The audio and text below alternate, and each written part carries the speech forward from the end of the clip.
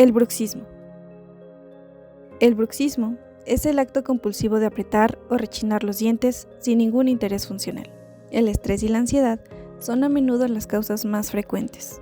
Se calcula que el 80% de la población ha tenido algún episodio bruxista a lo largo de su vida, incluyendo adultos, adolescentes y niños.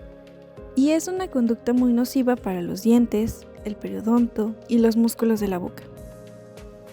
Existen dos tipos de movimientos bruxistas: el apretamiento y el rechinamiento, siendo este el más dañino.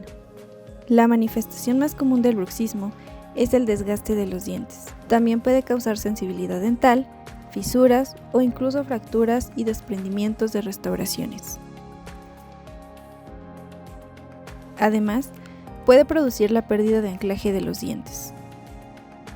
El bruxismo produce un exceso de ejercicio que va a repercutir en los músculos masticatorios y en las articulaciones de la mandíbula, provocando dolor, chasquidos o incluso puede aparecer dolor de oído, dolores de cabeza y otros problemas graves.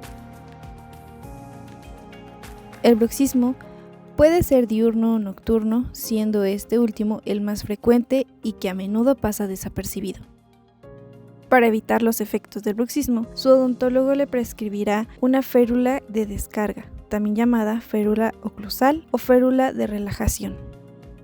La férula es un aparato generalmente de resina transparente que se interpone entre los dientes, la cual ayudará a mejorar la posición de la mandíbula, evitar el desgaste, las fracturas dentales y relajará los músculos masticatorios.